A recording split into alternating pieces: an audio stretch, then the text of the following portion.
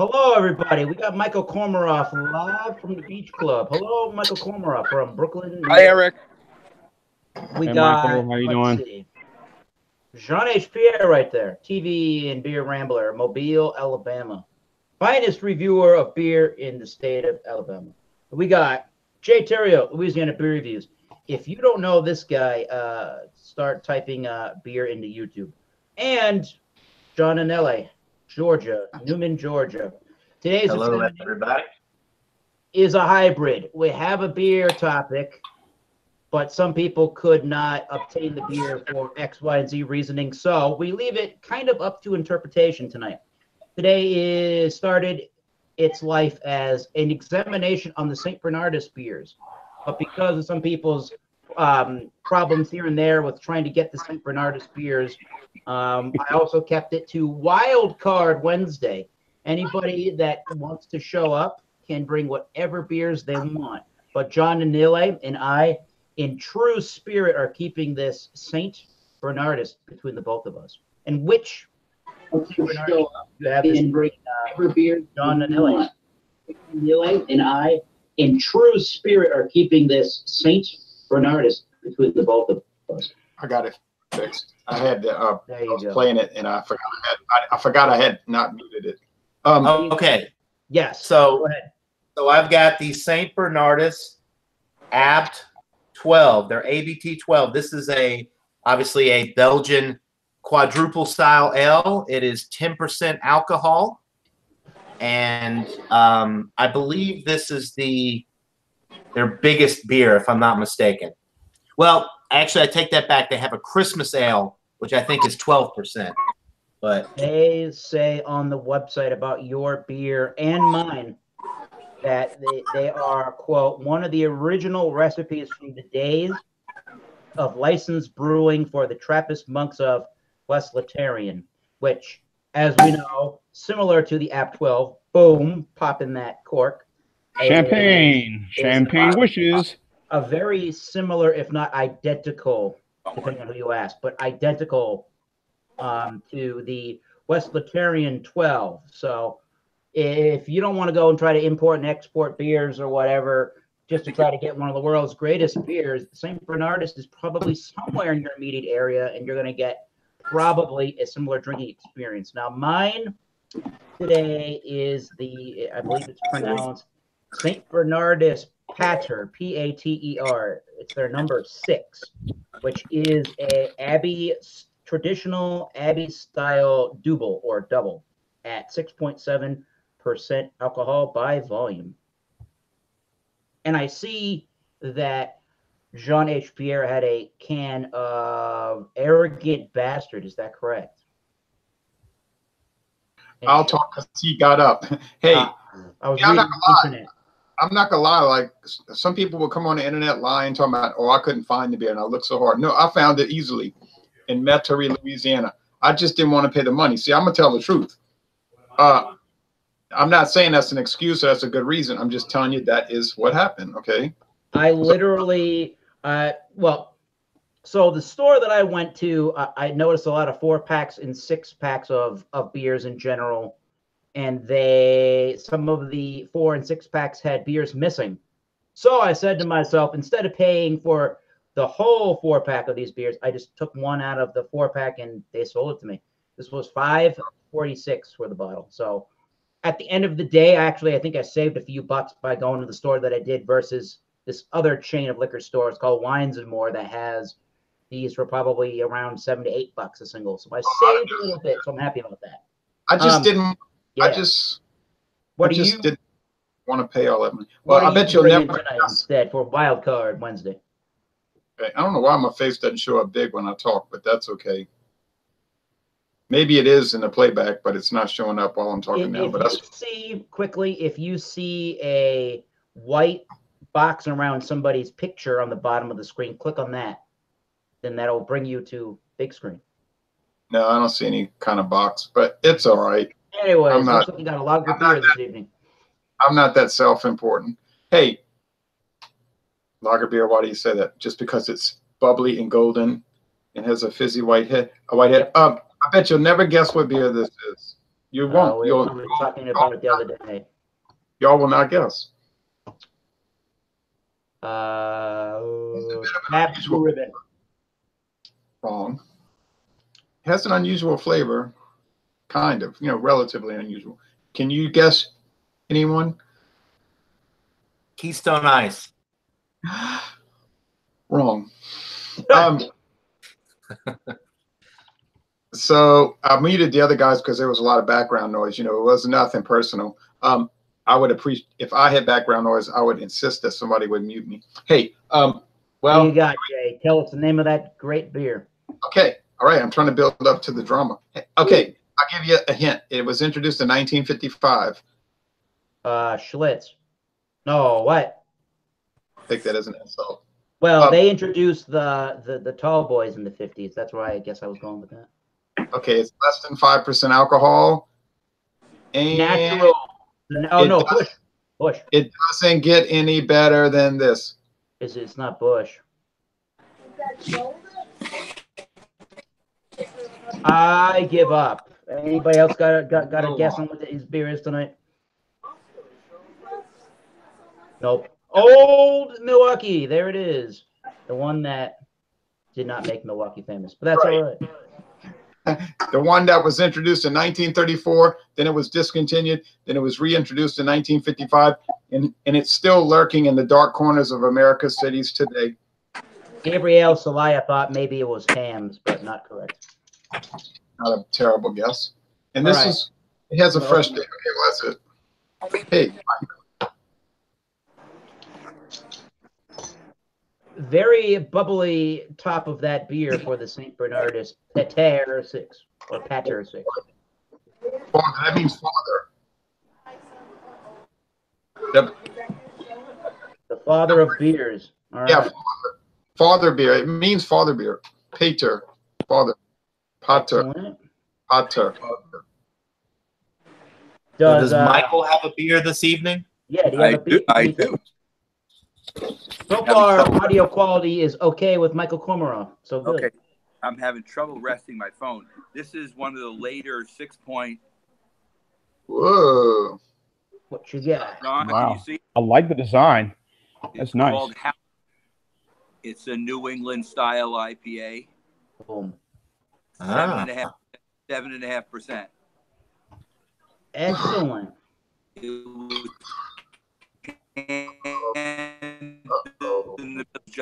So I'm going to pour it. All right. The audio is starting to go in and out, but we'll see how things go with that. Have you poured your beer of St. Bernardus App 12 into the glass? Oh yeah. How does it look? Very dark. When you hold it up to the light, which the light is fading, you can see through it ever so slightly, but it is very dark and cloudy. Don't see anything really floating around in there, but if you were to stir up the yeast at the bottom, you would get some big sediment in this one for sure because of the way that this is bottled. And, I've had this many times. I think it's comparable to the Chimay Blue Cap, but you get a lot of dark fruit on the aroma. You're getting, fig, raisin. You're getting some, what is that? I guess maybe some prune in there as well. But yeah, very, very dark fruit, very sweet, very, very pleasant. Raisin bread, like that Pepperidge Farm raisin bread. That's kind of what it has, that smell to it. But yeah, very, very delightful aroma. And the 10% alcohol, not picking up any on the aroma with this.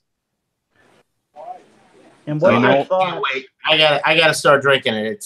It's cold and it's calling my name. So cheers. Cheers. While you take that sip of that beer and you're thinking about that beer, I want to know what your thoughts are going into this examination of the St. Bernardus beers and the St. Bernardus brewery. I think St. Bernardus makes excellent to world-class beers. they're up there with Chimay and you know, some of the really good quads that I've had over the years, and Belgian style ales like the Parat, Golden Drac. I mean, they're all in that same range. I think they make excellent products, and I enjoy these beers every time I get the chance to, because they're just so fine and enjoyable. You're right. And how's the experience going with this particular beer you're drinking tonight? Oh, well, the first sip is, I mean, just brings me back to the first time I had it. There's something new I pick up every time with this beer. It's so complex and just incredible. It's incredibly fruity with the dark fruits that you're getting. It's got a nice breadiness in the middle, that yeastiness, that yeast action that's going on. It's very active and very, very good. The 10% is pretty much non-existent.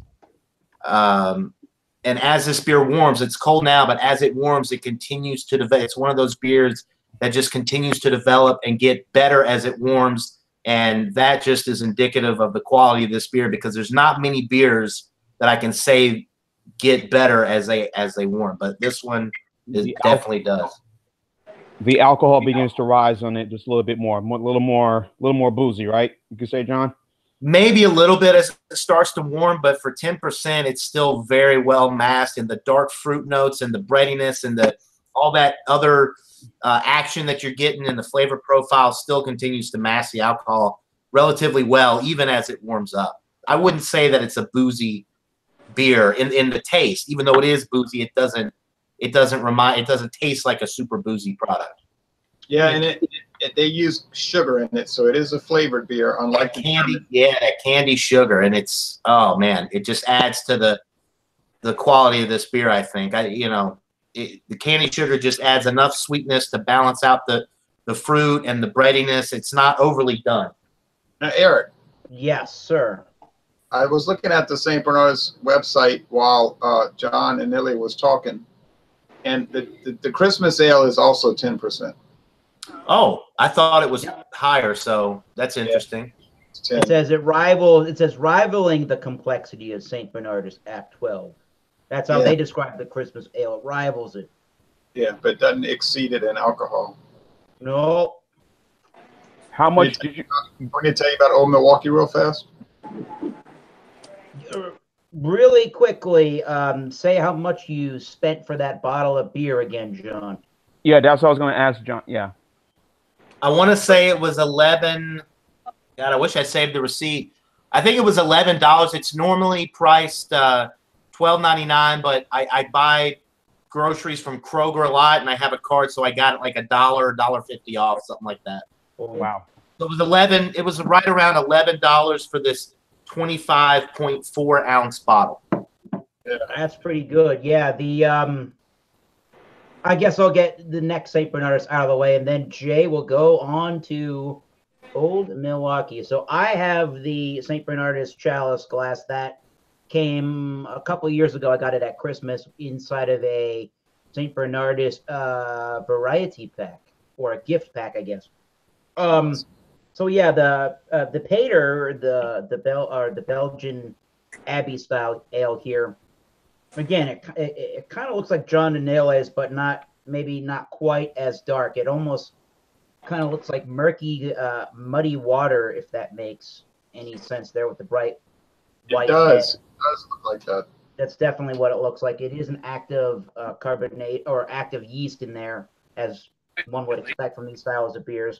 And just a thin white head. And even at 6.7% alcohol, there's a tiny bit of some legs, but not too much. The nose is definitely malt forward. There's raisiny notes. John said plum. I guess I can see plum. There's very spiced bread notes to it. Toasty malts to it. There's definitely that horse blankety kind of a tart feel to it, but it's not anything sour at all. It's almost a woody character to it, as if it were put into a oak barrel for a very short period of time, if that makes sense. It does. Also, I'm trying to describe this. It's either the yeast or the water or a combination of both. A lot of times in these traditional Belgian style beers and the Trappist monk style beers, you almost get this either like a well water or like an irony / minerally kind of a smell and component out of the beer. So, I mean, maybe even a little bit of dark cherries. But this one, because I've had the App 12, I can say that personally that this one does not have the darkness and the dark malted quality like that App 12. So this is like if you wanted to drink a lighter version of App 12, then in the nose, the Pater 6 and Abbey Doubles are good choices to have. So at 6.7, let's see the drinkability. Cheers, folks. Once again, Pater 6. You can read that. Cheers.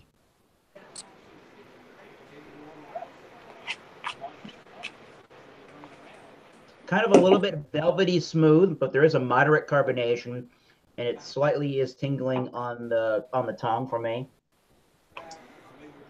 I'm definitely getting those woody type notes with that minerally water, barnyardy, horse blanket, Belgian yeast strain kind of a sensation out of it.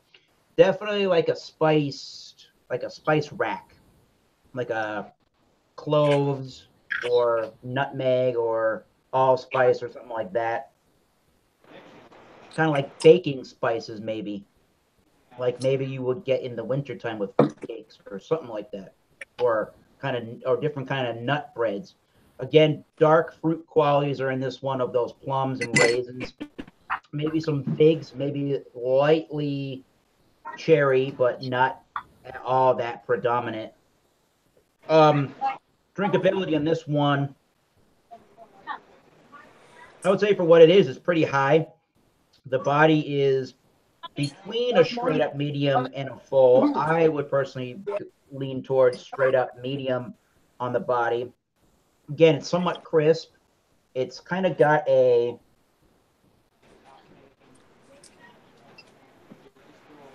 I don't want to say souring. That's maybe not the right terminology, but maybe it's like it's got a tart, kind of slightly acidic. I mean, really low on the acidity, but it's got this tart, dark, fruited kind of a quality to the finish. So I'm going to say it's semi dry. It's not completely dry. Maybe 10, 15 seconds later, then it tends to dry out. But they say to have this at 46 to 50 degrees. So when I got home, I put it in the freezer just to sort of rapidly chill it to that temperature. And then I took it out and sort of maybe been out of the freezer for, I don't know, 10 minutes, 15 maybe. This is a good temperature for the beer. I'm really liking the beer. I'm enjoying this one. It definitely tastes like a lighter version of John and Ale's App 12. So far, delicious, really good. And I want to hear next about Old Milwaukee as reviewed today by Jay Terrio. Okay, you'll see that it's I'm reading. I'm listening to you and I'm reading. I think you and John did good descriptions. Thank you. I like your descriptions, and now I regret not buying the beers. Okay, I'm serious now. I was like, you. Same here. Because if I'd known, I would have bought Chimay as well. But if somebody would like to send me $10,000 for this roof, I will accept that. Okay. And I got a wedding fund if people want to help with my wedding. So. Congratulations. Oh, send Sean about $10,000. Send me $10,000, and then we'll buy all the St. Bernardus you ever want to buy. All right. Anyway. All right. Now. All right. Now. I'm reading this pamphlet from the company years ago, and it says, now you can see it's golden, it's bubbly. It's not straw though. It's more golden. It says here. It's interesting. It says.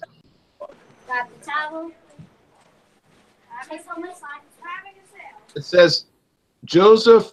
It says August Krug created this recipe in 1849. So they're claiming that the recipe for this beer was actually created in 1849. It was like kind of like a private recipe, and then they brought it out as a beer for people to buy. So that's kind of interesting, you know. Cool. So I was laughing, like when y'all were talking, I was looking at that can and I was scoffing.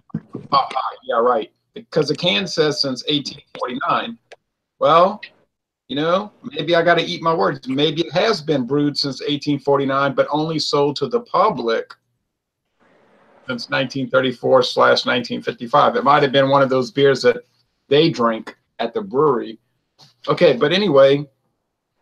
Not sold for the general public until maybe the 50s, yeah. Yeah, because they had some other beers like that they had made in-house for themselves, and then they decided to sell them to the public. So that's okay. That's a possibility, yeah. It has a very interesting yeast aroma. Now, you see, most people can't get Old Milwaukee these days, but it's a very European style beer in the sense that it has a strong yeast. I don't know how I hear some background noise. Strong yeast quality. It's very European in the sense that it's earthy. It's kind of it's almost like I say this in videos sometimes. You have to be experiencing it to be understanding it. Mm-hmm. But it's not like your typical American style lager. And I think a lot of the modern American style lager drinkers would not like it because it would say it tasted too maybe too watery, maybe. No, too it's got too much character, you know what I mean? But maybe people are looking for that today, of course, with the craft beer world. Okay, the taste.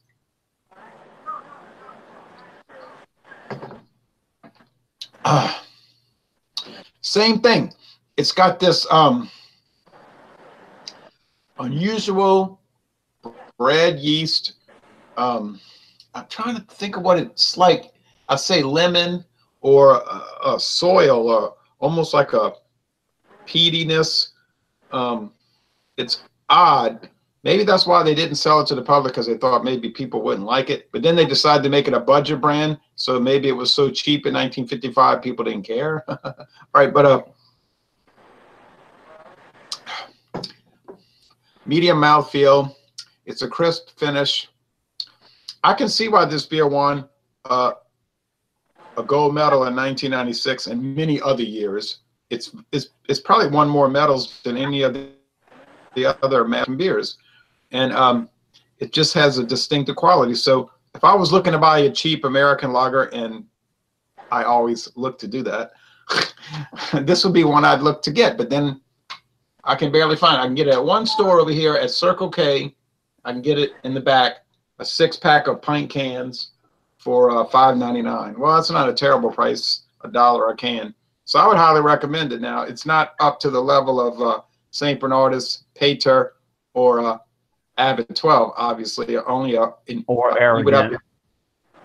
Or arrogant. But you would have to have a child's mentality to believe that, or even what Michael's drinking, the 6-point. But for what it is, it's fine, and I'm enjoying it. And that's the end of the story. Old Milwaukee has been discontinued in our area as well. It was here about a year ago.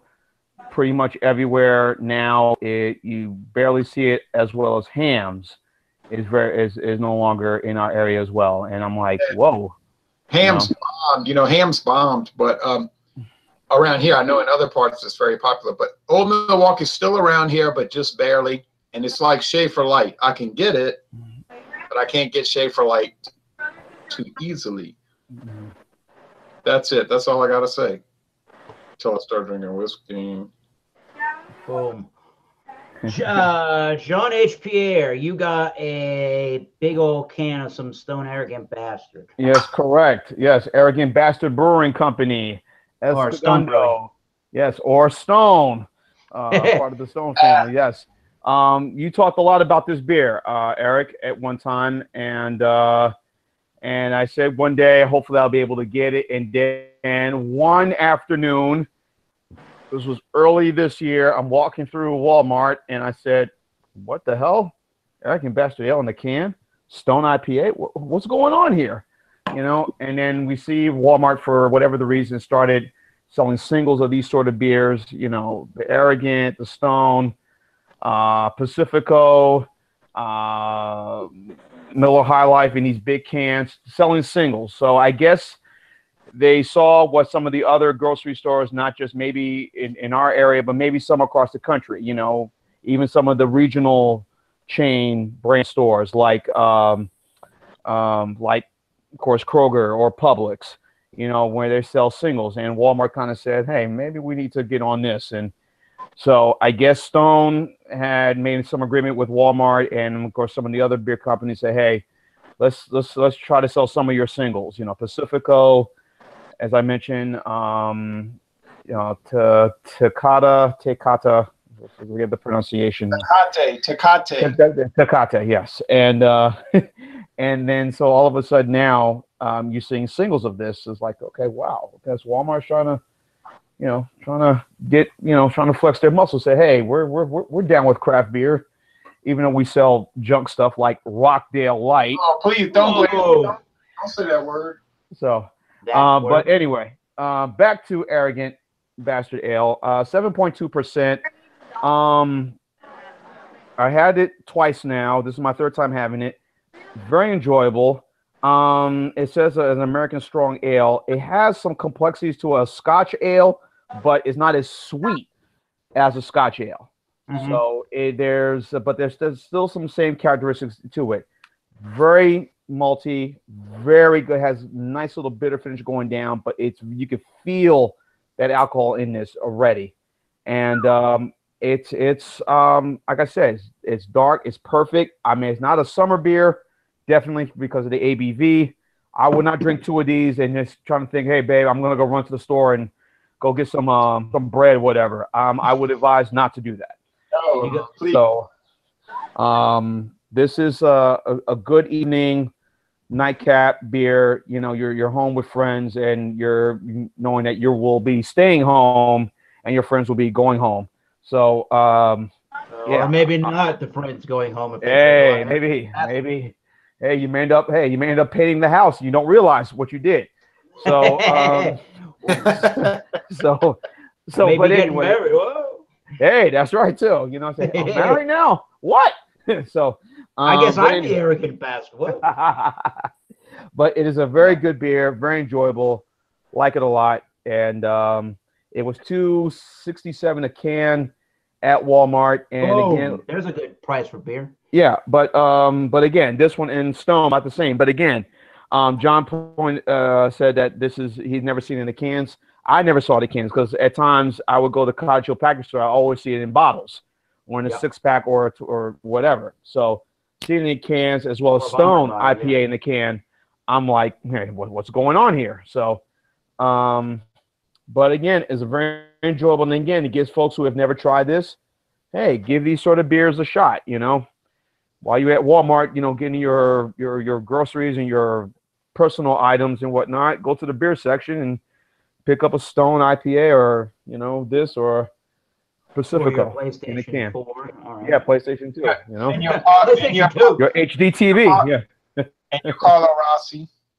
And your color. Well, only if you're outside and get your oil change. And get your oil change while you're there only too. If you're outside New England, are you getting all these fine alcoholic things in Walmarts? All right. Right. And your fish. But So I know Michael's on his phone, so maybe we should let Michael go before his phone dies. I'm interested to hear about that beer, Michael. Yeah. Hello, everybody. John's right. As you can see, it's getting very. Hold on. I think you're muted a little bit. Try again. I hear you now.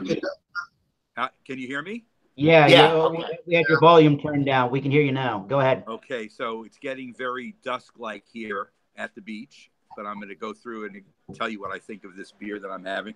Can you see the look of it? It's hazy yellow, hazy orange, and the head there was a head, but now it's down to just a small line of white head.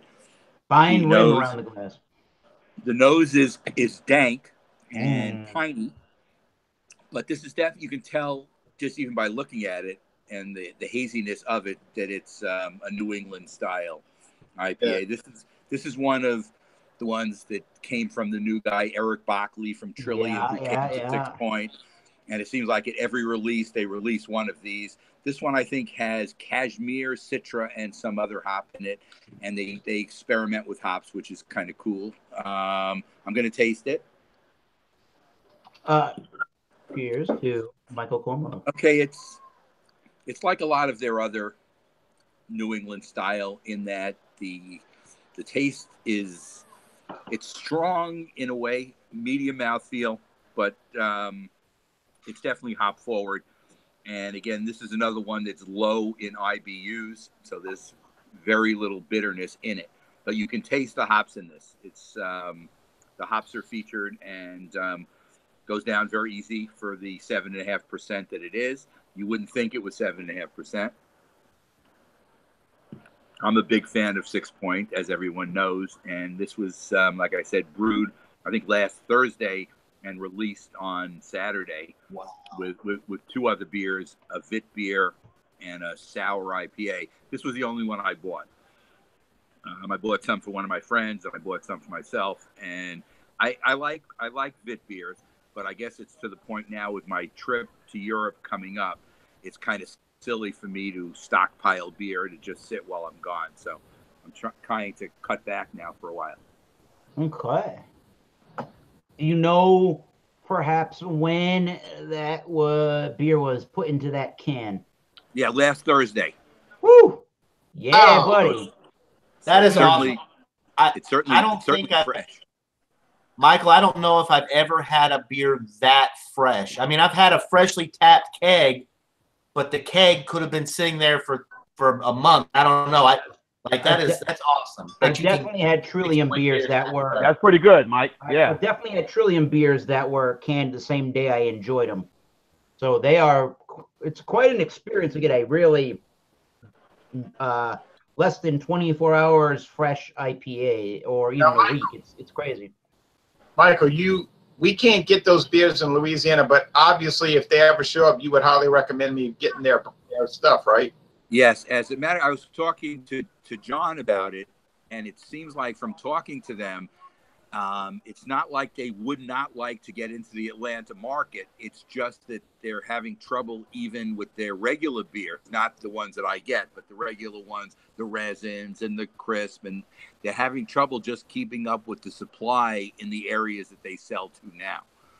So their brewery now that they brew out of is in Memphis, so it's it's in the South, so they certainly could ship to other places, but I guess they even only to us. They have whatever capacity they have. They're in Chicago, they're in South Florida, they're in where Eric is in Massachusetts, they're in New York and Delaware, and pretty much the Northeast they have locked up, I think. But they don't have a lot of exposure in the South. No, that's the same brewery where Dixie beer is being made right now. It's a huge brewery, but I guess there's so many people contract brewing over there. There's only so much space for each contract. Damn. Now they're hoping in the future to tap the Atlanta market. It's a very good beer market. I assume New Orleans as well. It's Mobile. It's a matter of, I guess, you have to pick your spots, and they realize part of the reason I think for what they do here locally in Brooklyn, where I am, is they're trying now with this Eric Bockley, who's the head brewer. He's trying to get exposure locally here, hoping that they're taking on brewers here like Other Half, Threes Brewing. We have local brewers here who are very strong, and they're in the market and trying to take them on. And they try this thing where you buy the beer in advance and you pick it up, where the other ones you have to wait on a line to pick up the beer, like they have at Treehouse Brewing Company, like Treehouse in Massachusetts, where Eric is. And that's where I've been on these beer lines, and it's fun because I hate them. But you can talk beer with the people, so it's kind of cool. I only do it if somebody comes with me. I won't do it alone. And where's the beer located, Michael, again? This one is in 6 Point is in Red Hook, Brooklyn, which is an area that's only a couple of miles from my house. Other Half is like within walking distance of my house, only about maybe 3/4 of a mile.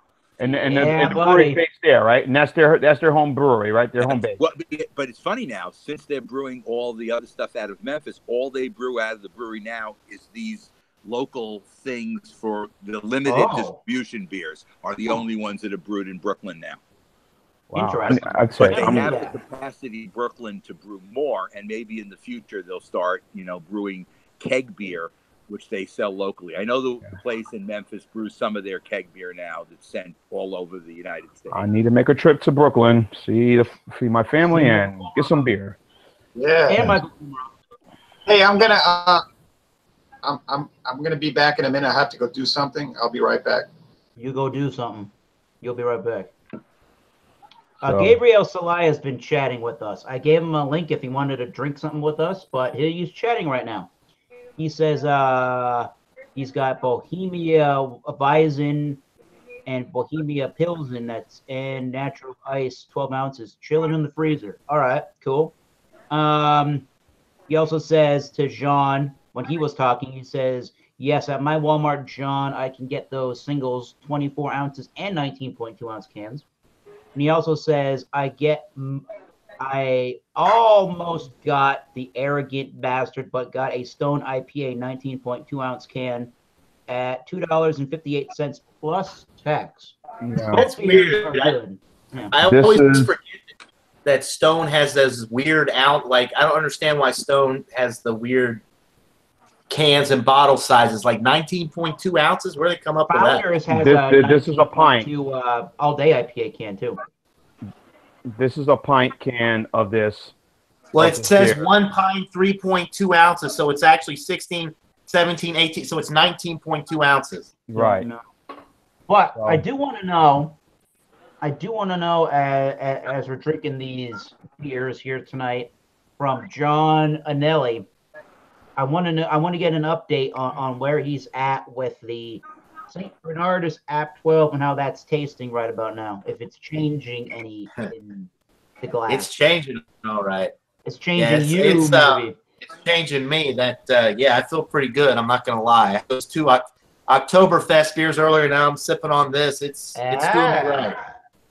But it's warming up. As it warms a little bit, I'm getting more. I think you mentioned this with the Pater 6, Eric, but the spiced bread notes are coming through a little bit more. Yep. I'm getting that a little bit more. Honestly, the alcohol, the booziness is not increasing like I thought it might.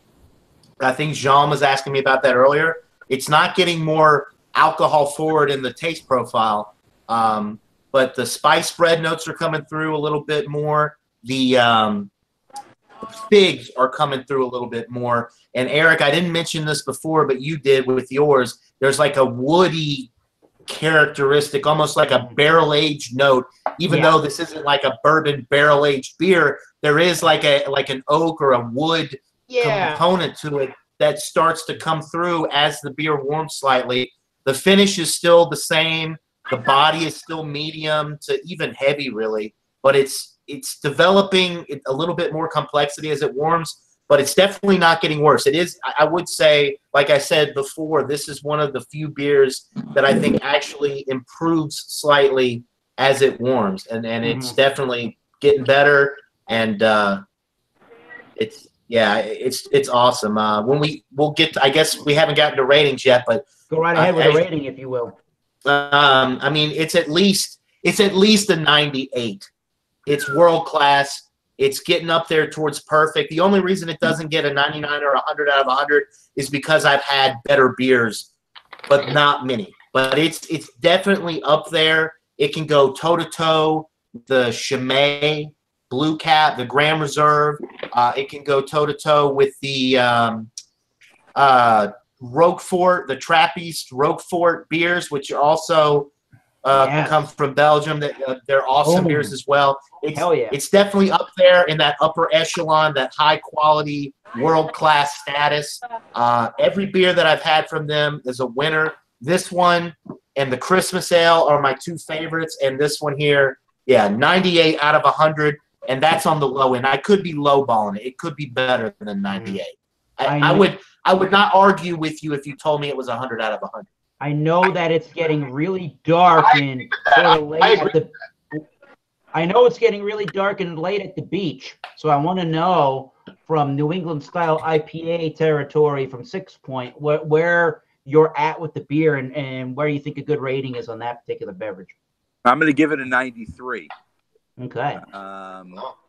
What I would see, I guess it's similar to Smoothie and some of the other ones they've had, but I guess with the different hop profile, it's a little bit different, and the hops are different.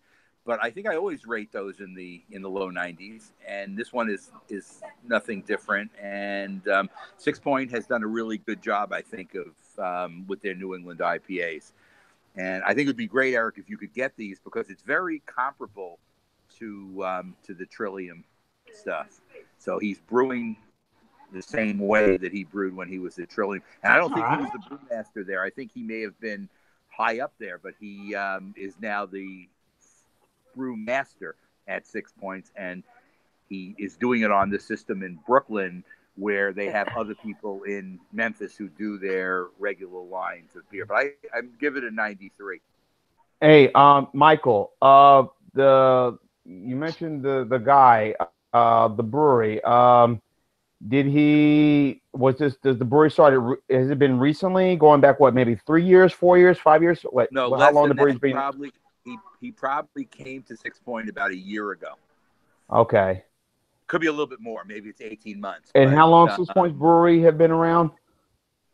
They've been around since 2004. Didn't they do some pumpkin ale or something like that? Or is that 7 Points? They may have had a pumpkin ale. They started out. So Stevens Point. I don't know. They were only at the beginning just a brewery that did kegs. They didn't can probably until maybe 2012, maybe. Okay. Wow. So the early years were just kegs in the New York area, and that was it.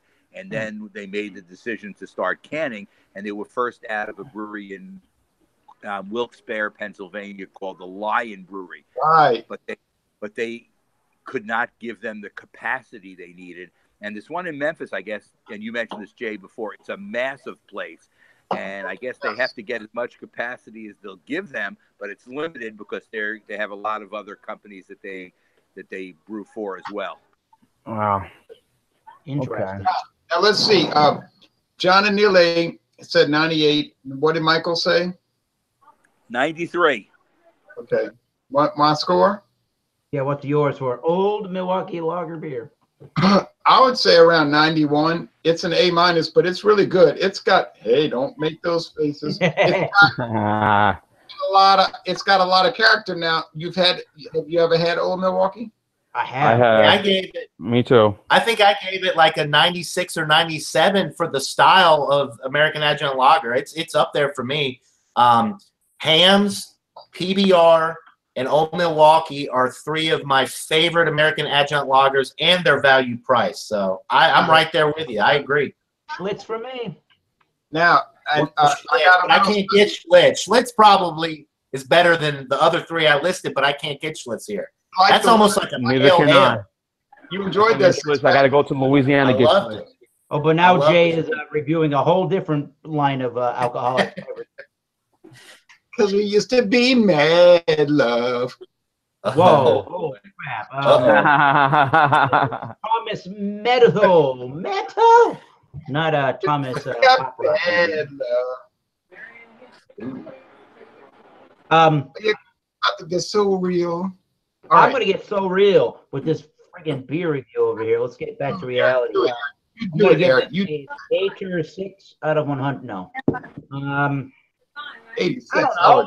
At least for 92. I mean, it's a very good, very, very good, solid beer. I think I don't know. Is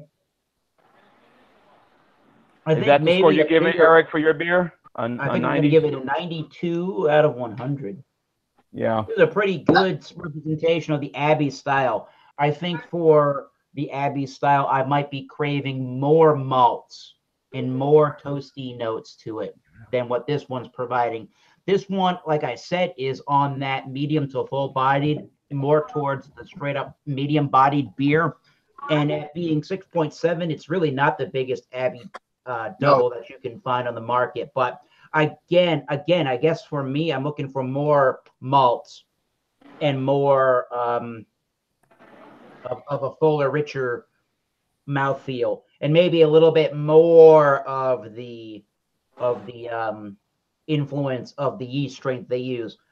But this one is very easygoing. It's very delicious. And again, I mean, it is a Belgian style Trappist, certified Trappist beer from the St. Bernardus people. You're still getting a world-class product, and it's still giving you a very good basis for the style of the double. So if you've never had a double, and for some reasoning, Pater 6 you run across, and you can just pull out a single bottle from the 4-pack to try at the store and just buy the single bottle, that's what I would do. So, I mean, for the value, it's a fairly good beer. I mean, it was $5.46 for the single bottle, so you can do better by maybe buying the Abbey Ale from Brewery Omegang. That one is, I haven't had that one in a long time. I've had their beers. They were good. That beer was a much bigger, richer, and fuller-bodied beer, and I do remember there being more alcohol and having more of an alcohol presence. So for a fuller, richer experience in the Abbey Double in the United States of America, you can go no wrong with that Brewery Omegang. So 92 out of 100. It's a low A-, but still, I would go back to this beer, but I would rather drink John Anile's App 12. Well, everything you described, you wanted more of the malt and the body and all that. Well, that's describing this beer exactly. So you should definitely try the App 12. I will get to that again. Yeah. I don't think a 92 is a low A-. It's like a high A-.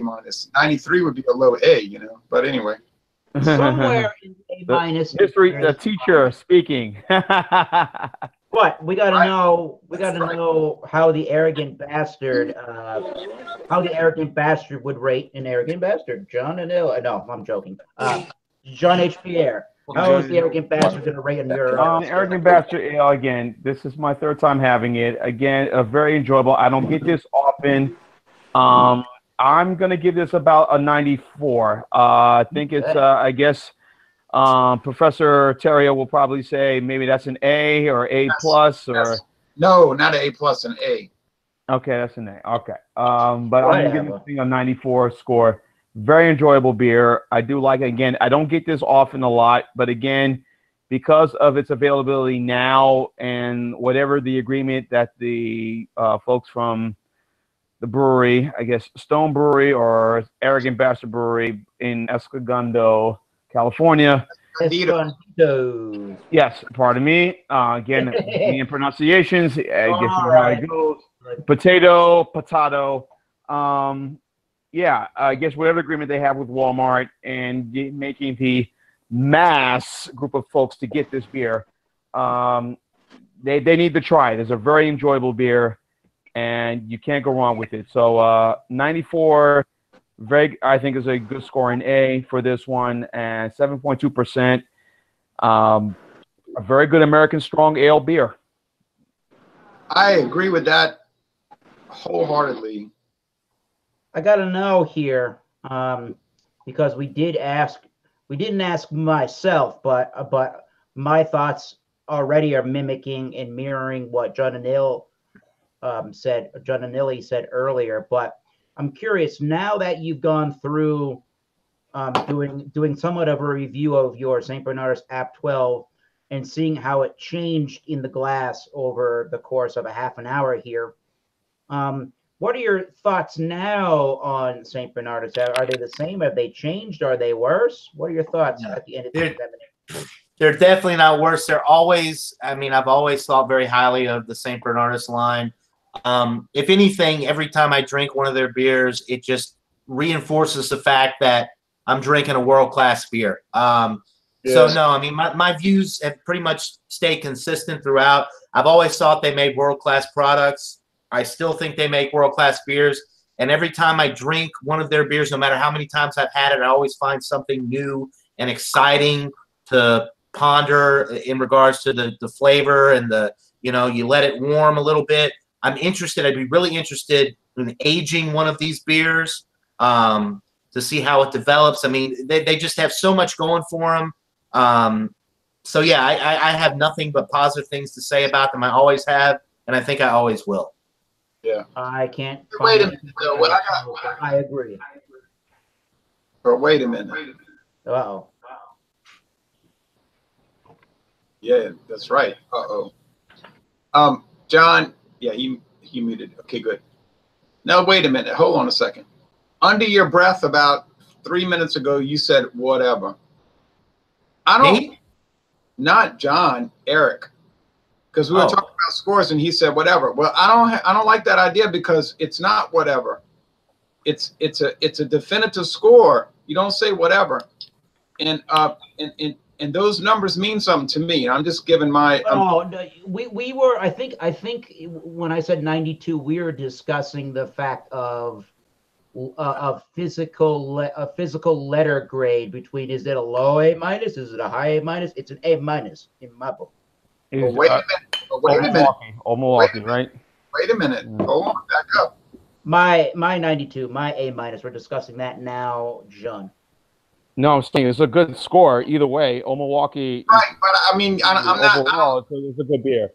Right, but I'm not blasé about that. I'm not blasé about that. Like, so, way I'm looking at it, a 90 would be a low A minus, 91, 92. So, in those three numbers, you got A minus. Now, when you get to 93, you're in the low A, most excellent. So, I think that's where the conflict blew up around April with somebody on your chat talking about he gave a beer a 55, no, a 45. And that's when I said, hold on a minute, how can a beer be 55% bad and you can drink it? I wouldn't drink a beer that was 55% bad. And we had the whole incident with Church's Chicken on. But what, yeah, but I mean, but the way I was looking at, there he goes, John. Yeah, but to me, and it wasn't a personal thing, but I think he took his ball and went home. But the way I looked at it, was, no, you got to back it up. You got to back it up because I don't think. Let's see, he's writing something. I don't think I would not drink a beer that would be 55% bad, unless I was trying to puke. But what did you say? It went away. Let's see. Yeah, man. He said. I was just saying that for my rating scale and how I grew up in the school system, 90 to 93 is A minus. 94 to 96 is a solid A. I would take those grades any day. Is an A plus, and 100 is world class. I would take those grades any day when I was in school. And I mean, once they changed the scale, when I was really young, it was like 92 and up was an A. Anything below 92 was a B. But yeah, right. For most of my childhood, 90 to 100 was an A, 80 to 89 was a B. You know, so that's the scale that I use. Is the scale for when I was in school. I'm pretty close to what you're writing there. I'm not quite on the same level, but I'm close to it. And I don't really mind people using different perceptions of it because that's fine. You know, you're going to do that. I just I'm kind of particular. You've noticed that, like you yourself, I'm kind of particular about the scores, and so I'm always like thinking, you know, and I wasn't really attacking Eric. I was just saying I didn't like the idea of whatever, you know, because I say, oh no, but I mean, because that 1 point might make a difference between an A minus and a regular A, basically. Yeah, right, yeah, but I mean, depending on how your scale is, yeah. Right. I understand what Eric's saying. He's saying what he's saying is whatever, but it's still an A minus, still excellent. I agree with that. I mean, still excellent. Okay, you know, but that's all I was trying to. Those kind of things. My rating, I think John kind of said it. My rating of this beer might make me make me crave the quadruple style over this particular Abbey Double. Yeah, I agree with that. That would be my attitude too. You're probably right about that, John, because I'm looking for more in this Pater 6. I'm looking for more of what's going on in this particular beer, and probably the quadruple is going to give me more of what I'm looking for out of this particular beer. But by no means does that mean that's a bad beer. Actually, what that means is that at 6.7%, I mean, maybe not at the price point, right? at 6.7%, you could, Right. in theory, drink more of these in session, more than one of them, and not be as bad off as App 12 at 10%. Let me See where I'm ask- going with that statement there. So this one's a little bit safer of a choice, but if you are in the place where John is, or where the rest of us are, and you can just sit back and kick back and relax with that amazing beer, and you have that opportunity where you're not going anywhere later. Yeah, By let all me means, ask. drink that 10%. Yeah. Let me ask you. Let me ask all of you a question. These are beers like more so for special occasions. These are not everyday things to have, right? We all would agree.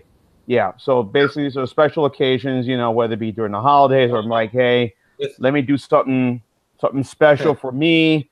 You know, boom, I'm gonna get a Saint Bernardus or a Chimay sort of thing. You're right. You're right. They're not everyday drinkers. No way. If I had millions of dollars and I was cruising on the Mediterranean somewhere, and I would probably drink one of these every day. But the problem is most people can't spend that kind of money to drink. I agree. I got a regular. Yeah. But you can't tell me that if this beer was $1.99 for this, you can't tell me that people wouldn't be drinking this every day. No, they will.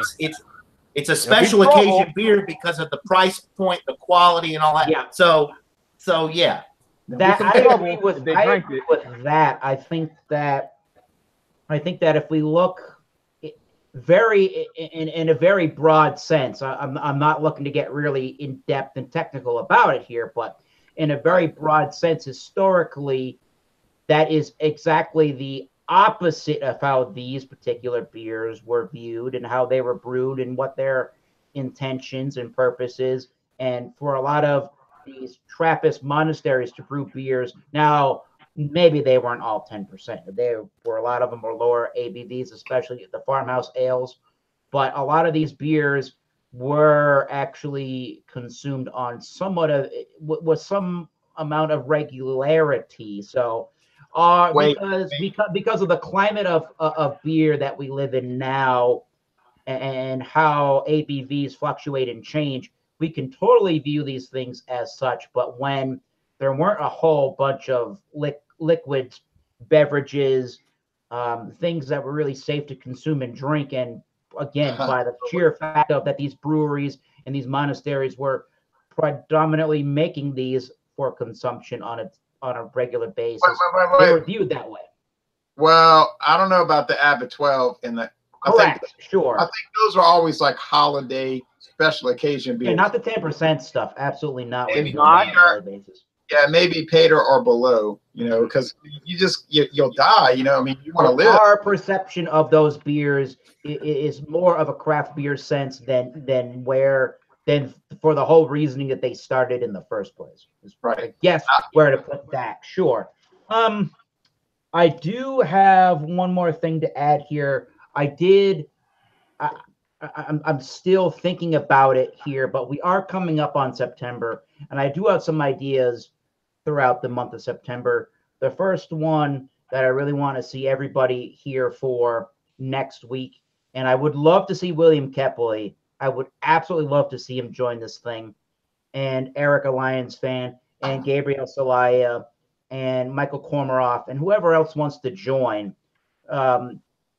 We came up with a topic, John Anile and I, called Meet a Beer Reviewer. We have 4 questions we want to ask the whole panel of people, and it's going to be another wild card where you can bring whatever beer you want to that examination, or really whatever you want to drink, for God's sakes. If it's whiskey, so be it. That's kind of cool.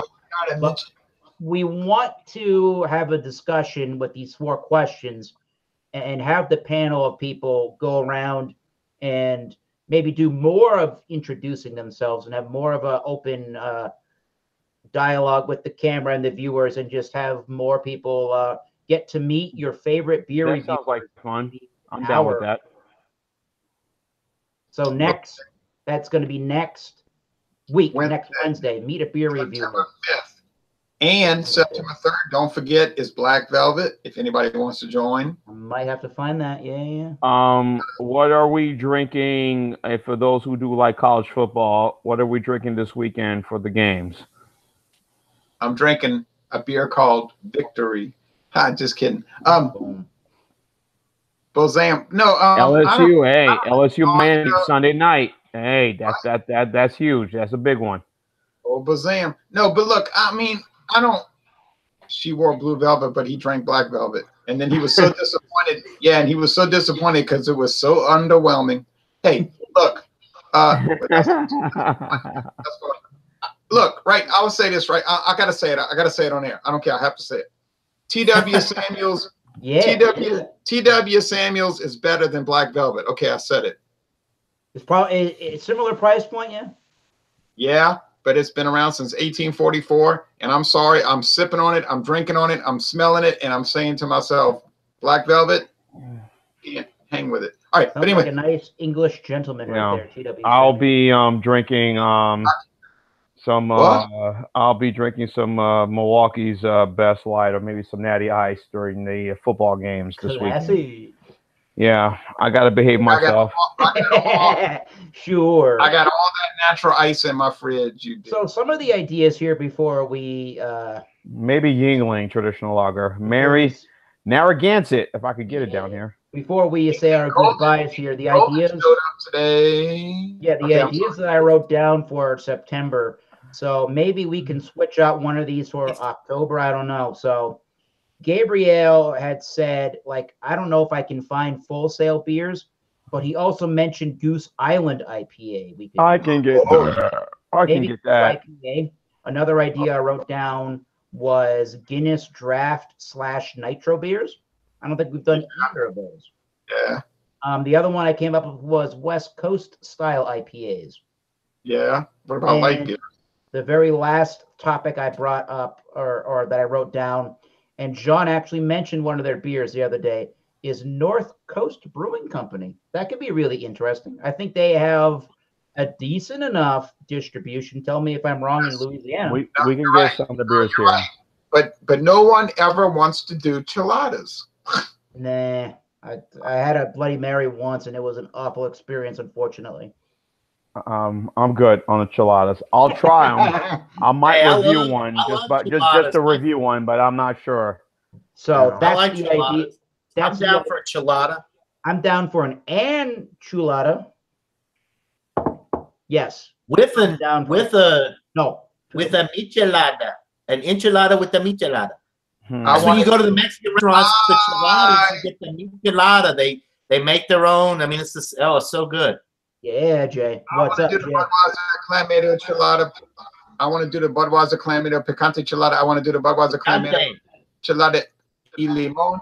I want to do the, you know, you and me, John and Neely, may have to work on that privately because it doesn't look like anybody else is paying for it. We might be the only ones to drink it. So, anyways, we'll collaborate in our Beer Talk 2018, or as Tyler would call it, we'll collaborate with the International Beer Reviewers Guild and come up with a good, I kind of wrote down a sticky note during work. We'll come up with a good time frame for these particular ones. Maybe we can just do Nitro, West Coast, North Coast, right after the Meet a Beer Reviewer, and then maybe October we can start with Goose Island IPA and then get into Oktoberfest or some crazy thing like that. The world is up to interpretation. Yeah. Oktoberfest everywhere at all the grocery stores I've been to. Yeah, I'll write that down. Maybe we can do that the everywhere. 1st of October or October. You could even do, if you don't want to do a separate thing, you could do Oktoberfest / pumpkin beers for fall, like a fall theme. Fall beers, yeah. Fall beer. All right, I'll write that down. Cool, everybody. This has been kind of a cool night of different beers. 1933 repeal, ready to come out. Can't wait. Anytime that anybody wants to join, comment on these videos. We got Massachusetts Beer Reviews group on Facebook. Comment there. I am Eric Fraunfelter. go try to spell that. Eric is with a K. If you can spell Fraunfelter, congratulations. Message me on Facebook. Message anybody in the beer community, and they'll hopefully be able to direct you to me, and we can get you a link to these videos and join. It's stupidly fun and interesting, and that's how I'm going to close that out. Anybody else have a closing thought? No, I appreciate you letting me join. It's a good time right now to drink beer. I mean, if you look, the beer community, I think it's really everyone. You know, you can just everyone say, well, beer is dead. People are drinking spirits. No, spirits are dead. People are drinking wine. No, people are drinking. No, it's all totally false. Everybody's drinking whatever they want to drink. Not because of price point, but just because, you know, what they prefer, what they enjoy. And I think all three phases are doing very well, whether you like dark liquor or white, if you like white wines, red wines, or if you like any sort of style of beer. I think all of them are doing well. All this talk is just like, oh yeah, all these things are going down, you know, and no, it's not. They're all doing fine. You're right about that. Hey, well, I gotta go, y'all, because I have a DB tomorrow. Dawn buses. I'm getting ready to go and finish up all my clothes. So, yeah. Any last thoughts, John and LA, before we sign off here? Well, I'm glad we did the Wild Card Wednesday thing. Keep everybody involved. I know Jay is wishing he got a St. Bernardus beer now after hearing our description of it. But I think I should have gotten Chimay. John, Bush Light. There you go. Yeah. The next best thing to water. Damn. But no. Final thoughts are we all had excellent beers tonight. It sounded like even Michael. I know his phone probably died. Those 6-point beers sound awesome. But for my final thought, anybody out there that might still be watching, if you have not had a St. Bernardus beer, I highly recommend going out and trying some of their products. You could buy them in singles. You won't spend an arm and a leg, and you're getting a world-class product. And I understand people that have had their products time and time again, like Jay and Jean, you know, they don't want to go out and buy these products again and again. But I would buy, if I could afford it, I would have St. Bernardus beers in my fridge year round. Maybe not the Apt 12, but their whole line is excellent, and you should definitely go out and try their products. And as I say at the end of all of these Wednesday nights and most of my beer reviews, thank you for stopping by. And until next time, keep tasting those great beers. Cheers. This has been a wrap, son. We'll see you for we'll see you when we have you meet your favorite Wednesday night beer reviewer on Wednesday the 5th. Cheers, everybody.